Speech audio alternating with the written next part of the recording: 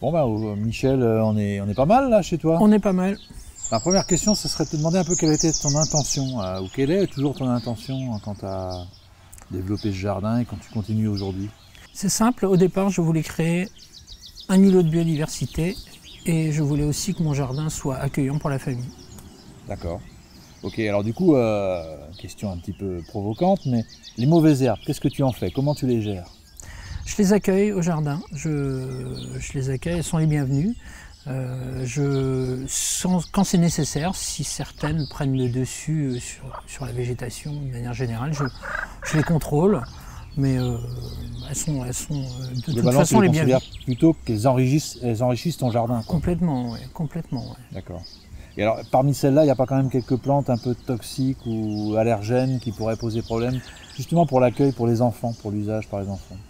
Alors, il peut y avoir certaines plantes qui, à certains stades, peuvent être toxiques.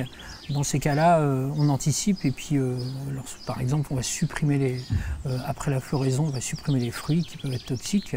Mais bon, il est important aussi d'expliquer aux enfants et leur apprendre à observer dès le départ. D'accord. Et idem, je vais te dire un peu pour les insectes. Il y a beaucoup d'insectes dans le jardin, il y a pas mal d'insectes aussi potentiellement piqueurs.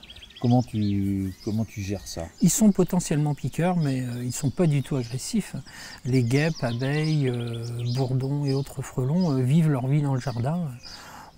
On est à côté d'eux, ils sont à côté de nous, ils vivent leur vie, ils jouent un rôle très très important dans le jardin. Ils ne sont pas du tout agressifs. Ils peuvent être agressifs à certains moments, lorsqu'il y a la présence d'un nid, la proximité d'un nid, ou lorsqu'ils sont en fin de saison, ils seraient attirés par les fruits mûrs. Mais sinon, ce sont des insectes qui ne sont pas du tout... On vit très bien avec la majeure partie du temps. Oui, oui, aucun problème.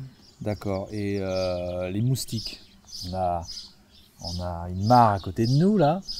Les gens pourraient se dire, mais créer une mare, ça attire les moustiques, ça amène les moustiques. Oui, alors pour les moustiques, effectivement, en fait, les moustiques vont utiliser la mare pour pondre leurs œufs, les larves vont s'y développer, mais de toute façon, les larves vont être confrontées à de multiples prédateurs qui vivent dans la mare.